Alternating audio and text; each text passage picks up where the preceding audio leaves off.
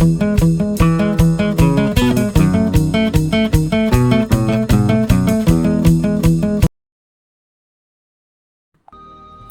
बहुत पुरानी बात है।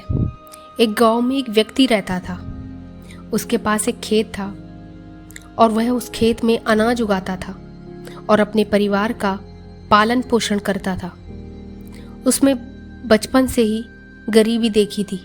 उसके माता पिता भी गरीब थे और वो हमेशा से ही गरीबी में ही रहता आया था। इसी गरीबी के कारण वह धीरे धीरे परेशान होने लगा, क्योंकि अब उसके बच्चे बड़े हो रहे थे। उनकी फीस के खर्चे, किताबों के खर्चे, कपड़ों के खर्चे बढ़ते ही जा रहे थे और फिर घर का खर्चा भी बढ़ रहा था और ऊपर से महंगाई भी बढ़ती जा रही थी। वो अक्सर सोचता था कि जीवन जीना कितना कठिन है। एक समस्या खत्म नहीं होती तो दूसरी शुरू हो जाती है। वो कभी कभी ऐसा सोचता था कि मेरी पूरी जिंदगी क्या ऐसे ही समस्याओं को हल करने में निकल जाएगी। पर ये समस्याएं तो हल ही नहीं होती और ना ही कभी खत्म होती हैं। कुछ दिनों बाद उसके गांव में एक साधु आए। गांव के लोगों से पता चला कि वो साधु बहुत ही पहुंचे हुए और बहुत ज्ञानी हैं और लोगों की समस्याओं को चुटकी में हल कर देते हैं। तो उसने सोचा क्यों ना एक बार मैं भी साधु के पास जाऊं।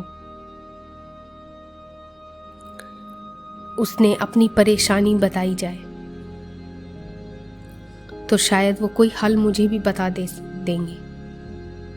वह व्यक्ति उस साधु के पास गया और उनको अपनी सारी परेशानी बताई कि मैं अपनी ज़िंदगी में बहुत सारी कठिनाइयों का सामना कर रहा हूँ और ये कठिनाइयाँ कभी ख़त्म ही नहीं होती।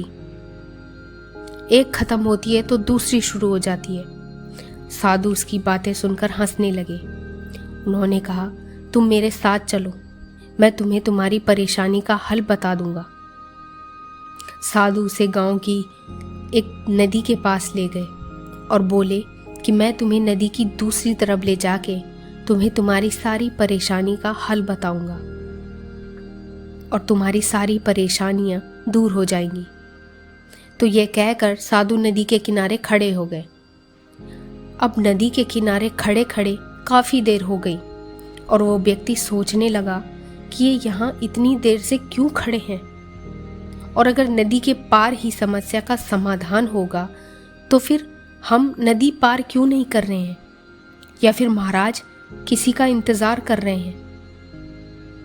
बहुत देर होने के बाद अंत में उस व्यक्ति ने पूछ ही लिया कि महाराज, हमें तो नदी पार करनी है, तो हम अभी तक यहाँ क्यों खड़े हैं। साधु ने जवाब दिया, बेटा, ये जो नदी का पानी है ना, मैं उसके ख़त्म होने का इंतज़ार कर रहा हूँ। जैसे यह पानी ख़त्म हो जाएगा तब हम आराम से दूसरे किनारे जा सकेंगे और वहाँ जाकर मैं तुम्हें तुम्हारी सारी परेशानियों का हल बता दूँगा। यह बात सुनकर वो व्यक्ति सोचने लगा कि यह महाराज कैसी मूर्खों जैसी बातें कर रहे हैं। फिर भी उसने पूछा, महाराज, नदी का पानी कैसे खत्म होगा और आप यह कैसी मूर्खतापूर्ण बातें कर रहे हो। नदी का पानी कैसे खत्म होगा?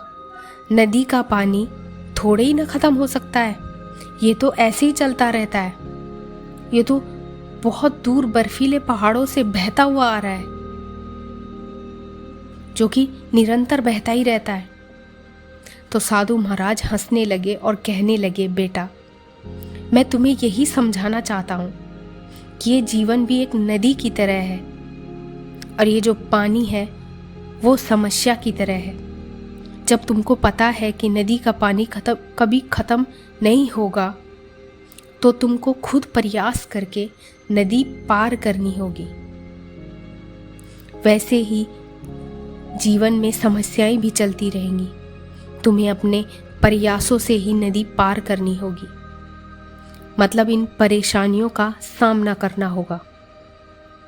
जो भी कठिन परिस्थिति आएगी उन सब का डट के सामना करना होगा।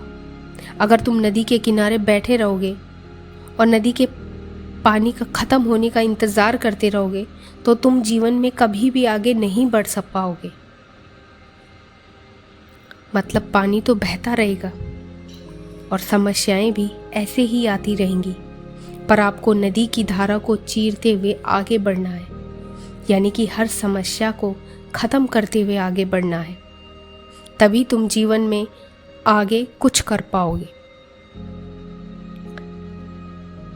दोस्तों, जीवन है तो समस्याएं रहेंगी ही, लेकिन इसका मतलब ये नहीं कि हम दिन भर चिंता करते रहें और अपनी लाइफ में आगे बढ़ने के लिए इन सारी समस्याओं के ख़त्म होने का इंतज़ार करते रहें, क्योंकि वो तो बिल्कुल नदी के पानी की तरह है। वो तो हमेशा चलती ही रहती हैं, ये कभी ख़त्म नहीं होती। बेहतर ये है हम उसे चीरते हुए आगे बढ़ें, अपनी हर समस्या का डट कर सामना करें और अपनी लाइफ को और बेहतर बनाते रहें। दोस्तों, समस्याएं एक तरफ रखिए और जीवन का आनंद लीजिए।